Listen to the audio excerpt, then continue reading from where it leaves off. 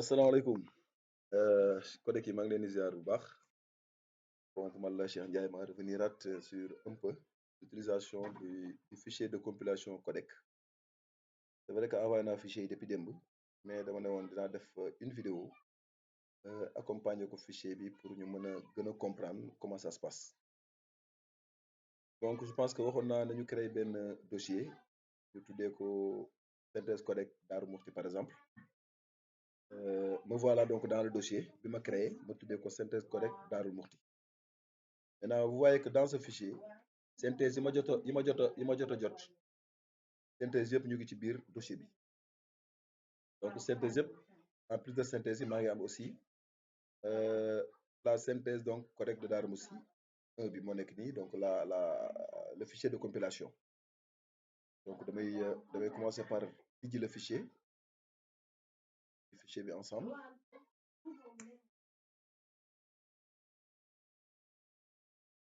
Voilà, donc on ouvre le fichier. Voilà, donc fichier bi tijjeeku na pour fichier bi tijjeekoo hop là.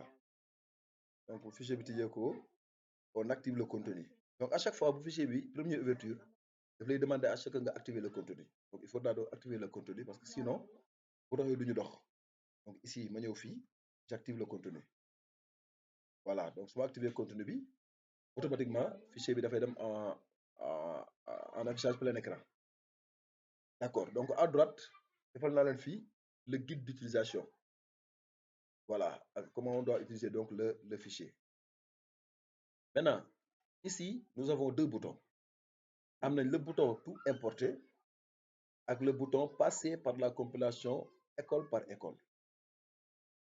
Kañ la ñuy utiliser tout importer su fekkee ne sama dossier bi dama am toutes les écoles seen synthèse jox nañ ma ko ba nekk na au complet. Par exemple boo demee ci codec bu Daaru Marnaan nous avons 10 écoles.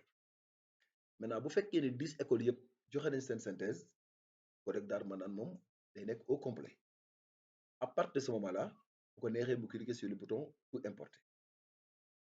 Bu fekkee nag synthèse yi dafay ñëw à compte comment on appelle ça dafay ñëw par benn donc su boobaa te yow da ngaa bëgg def compilation bi bëggoo xaar par exemple mën nga passer par la compilation école par école.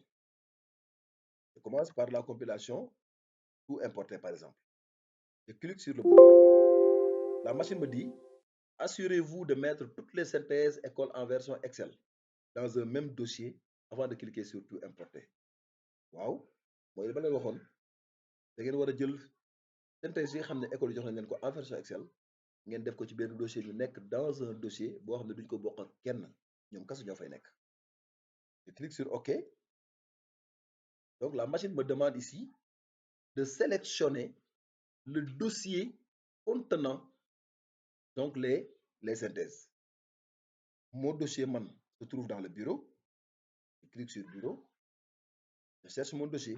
Je l'ai appelé synthèse codec Darou Mouhty. Donc je cherche ici. Là je trouve mon fichier synthèse codec Darou Mouhty.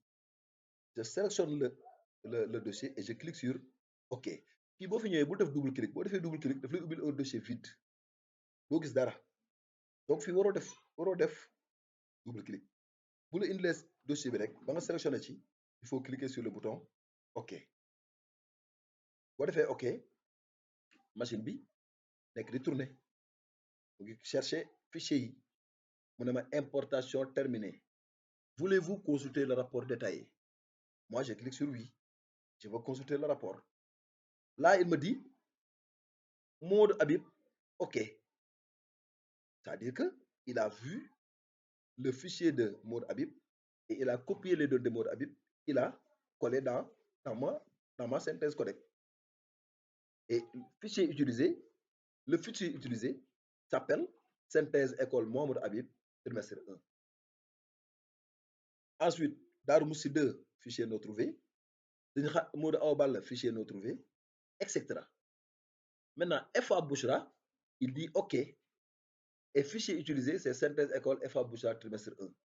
Vous voyez ici que fichier yi nga xam ne moom nga jot am ci dossier bi bu dee kees compilé na leen rek daf lay defal rapport pour wax la ne la ah fichier yii mooy yi ma gis fichier yii mooy yi ma gisul donc rapport bi da lay permettre nga xam yan fichier donc ñoo tëb là je clique sur je retourne à l'accueil par exemple pour flèche yi suuf ni boo xoolee am naa accueil CI CP et cetera là je clique sur CI je vois que Modou Habib dugal na données Modou Habib yi pour la classe de CI dugal na pour CP C1 C2 CM1 CM2 et à chaque fois boo seetloo da ngay gis fii daf lay bindal le nom de l'école pour que tey boo juumoon jël beneen école mu mën la wax ne ah école bii nga jël kat du Modou Habib beneen école la et là on voit que le fichier est bel et bien le fichier de Modou Habib maintenant le fichier de Darou Moussi 2 arrive j'ai dit tout à l'heure dans le rapport que Darou Moussi 2 non trouvé ici su ma ñëwee Darou Moussi 2 jox ma fichier am jarul may demaat tout importer à partir de ce moment-là fekkee maa ngi accueil je clique sur passer par la compilation école et je clique sur le bouton de Darou Moussi 2 la machine me dit où se trouve le fichier de Darou Moussi 2 je dis dans le bureau dans synthèse codec Darou Mouhty maintenant le fichier Darou Mouhty 2 bon nekku fi je choisis benn fichier par exemple je prends Nangou Sall par exemple je clique sur OK nous charger les données importation terminée avec succès pour l'école de Nangou Sall bon j'ai pris le fichier de Nangou Sall mais je devais prendre le fichier de Darou Moussi 2 comme c'est juste un exemple moo tax ma jël Nangou Sall je clique sur OK mais fii Nangou Sall la bind alors que fii c'est Darou Moussi 2 kon bu ngeen juumee indication rouge bi dina leen permettre ngeen xam ndax école bi ngeen jël moom la wala du moom donc fii du moom donc war ma koon jël on reviendra sur comment faire pour enlever ça bu Darou Moussi 2 bi ñëwee je clique sur le bouton je sélectionne le fichier de Darou Moussi 2 Nangou Sall disparaît et laisse la place à Darou 2 noonu la ñuy régler le problème